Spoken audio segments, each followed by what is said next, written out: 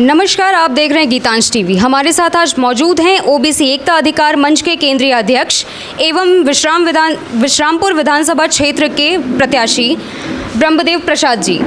Sir, अभी आपके साथ बहुत बड़ी दुर्घटना हुई है जिसके आप शिकार रहे हैं और यहाँ पे जनता जो हैं आपके सभी समर्थक हैं और इनकी खुशी के लिए आप बेड रेस्ट छोड़कर यहाँ पे मौजूद हैं। जैसा कि अभी हमने सुना कि सब यहाँ बात कर रहे थे रोजगार की, शिक्षा पे, लेकिन किसी ने महिला सुरक्षा को लेकर के बात क्यों नहीं की? सर, मेरी सबसे पहली क्वेश्चन यही है आपसे। हमारा जो 11 सूत्री मांग पत्र है, सबसे पहले तो मैं यहाँ उपस्थित सभी लोगों को और आपके गीतांश टीवी के चैनल को बहुत बहुत धन्यवाद देता हूँ कि आप सबों ने इस योग्य हम लोग को समझा। और मेरा जो मैनिफेस्टो है, जो हम लोग का मांग पत्र है सरकार से, उसमें सबसे पहला नंबर में लिखा हुआ है कि सभी क्षेत्रों में 33% महिलाओं की हिस्सेदारी दीजिए।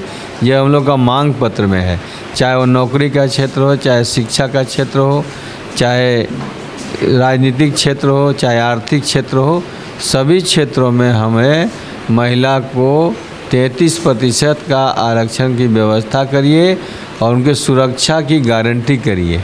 ये हम लोग का मांग पत्र में सरकार से 2 साल पहले से शामिल है। हम लोग महिलाओं के प्रति सजग और सचेत हैं।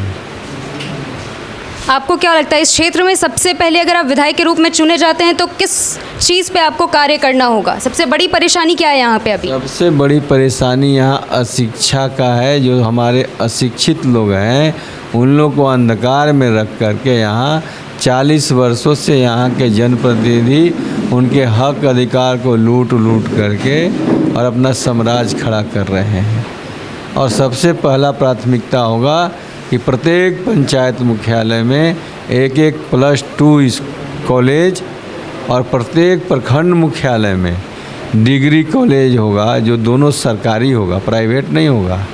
और हर एक पंचायत मुख्यालय में सरकारी पुस्तकालय, जिसको हम लोग लाइब्रेरी बोलते हैं, वो होगा, ताकि हमारे बच्चे बच्चियों को पढ़ने के लिए अगर किताब नहीं है, पैसा नहीं है किताब खरीदने के लिए, तो उस पुस्तकालय में जा कर के पढ़ सकते हैं। और 1 वर्षों के अंदर 62 पंचायतों में और 3 नगर पंचायत में, 2 विश्रामपुर नगर पंचायत में और 1 मझियाँव नगर पंचायत में 62 और 3 65 पुस्तकालय का निर्माण दिसंबर 2024 से लेकर के और दिसंबर 2025 के बीच में सभी पंचायत मुख्यालय में पुस्तकालय का निर्माण करवा के और उनके बीच जाऊंगा। और सभी जगहों पर +2 कॉलेज का व्यवस्था सभी पंचायतों में और सभी प्रखंड मुख्यालय में हम लोग डिग्री कॉलेज की व्यवस्था तत्काल करेंगे। और सबसे बड़ा जो समस्या है रोड का, ग्रामीण सड़क का, वो उसको दूर करेंगे।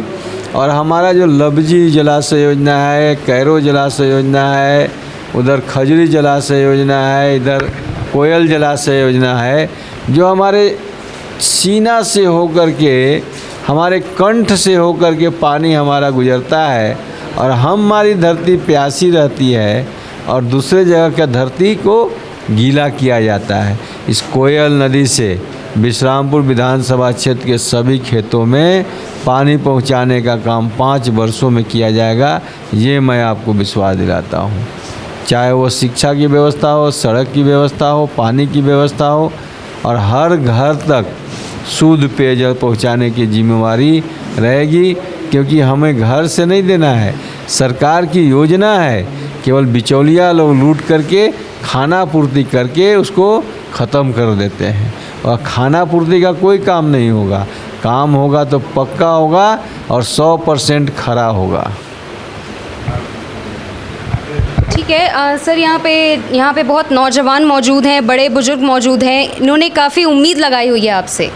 आपका ज़्यादा समय ना लेते हुए मैं ये पूछना चाहूँगी कि अगर आप इस बार विधानसभा के चुनाव में विधायक बनते हैं तो क्या आप इनके उम्मीद पे खरे उतरेंगे? क्योंकि जहाँ तक मैंने देखा है कि जितने भी प्रत्याशी उठते हैं स्टार्टिंग में वादा तो बहुत करते हैं, लेकिन जैसे ही वो विधायक बन जाते हैं उसके बाद फिर वो लोगों को भूल जाते हैं कि उन्होंने क्या वादा किया है, झूठे वादे करते हैं। यानी वो जितने भी झारखंड में विधायक बने हैं या मुख्यमंत्री बने हैं, उनसे भी मैं पूछना चाहता हूँ, आपसे जानना चाहता हूँ कि क्या वो अपने विधानसभा के अलावा कहीं भी उन्होंने आज तक कोई बात को लेकर के आंदोलन किया? उसका नाम बताइए।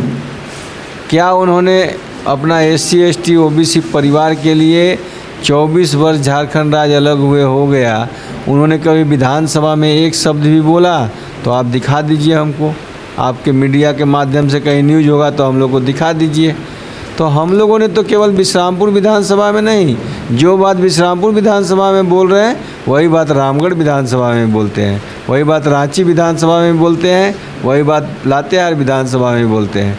जो हमारा मंच का कार्यक्रम 3 वर्षों से चल रहा है वो हर एक पंचायत तक, झारखंड राज्य के हर एक पंचायतों तक जा कर के SC ST OBC परिवार को जगाने का काम किया है। ये किसी ने किया है क्या? तो बाकी से हमारी तुलना आप क्यों कर रहे हैं? हम लोगों ने तो लगातार संघर्ष किया है।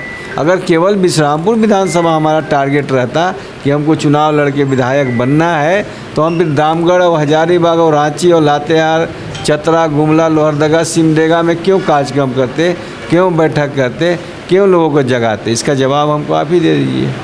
तो हमने तो पूरे SC ST OBC परिवार की लड़ाई को लड़ रहा हूँ, और पूरे यह जो विश्रामपुर विधानसभा क्षेत्र से चिंगारी निकला है, यह आग का गोला बन के राजधानी रांची तक पहुँच गया है और ज्वालामुखी बन करके देश की राजधानी दिल्ली तक पहुँचेगा। यह आपको मैं बताना चाहता हूँ। और विश्रामपुर विधानसभा क्षेत्र से OBC का बेटा, OBC परिवार के हक अधिकार की लड़ाई लड़ने वाला बेटा विधानसभा में पहुँच करके उनका मान सम्मान ऊँचा करने का काम करेगा। इसलिए कि दोबारा जो जीवन हमें जन्म मिला है वो इनके आशीर्वाद से और इनका काम करने के लिए हमें जन्म मिला है। पहला जन्म में हमने अपने परिवार के लिए काम कर दिया है, दूसरा जन्म जो हमें मिला है वो समाज के लिए मिला है, वो अपने क्षेत्र के लिए मिला है और अपने SC ST और OBC परिवार के हक अधिकार को लूट करके संवैधानिक अधिकार ला करके उनके दरवाजे तक पहुंचाने के लिए मिला है। आपका बहुत बहुत धन्यवाद हमारे साथ जुड़ने के लिए सर। इतने तकलीफ़ में भी आपने हमारे हर सवालों का जवाब दिया बहुत ही अच्छे से, इसके लिए आपका बहुत धन्यवाद करती हूँ। इसी के साथ कैमरामैन विकास कुमार के साथ मैं सुजाता चौबे। बने रहिए हमारे साथ और देखते रहिए गीतांश TV। धन्यवाद।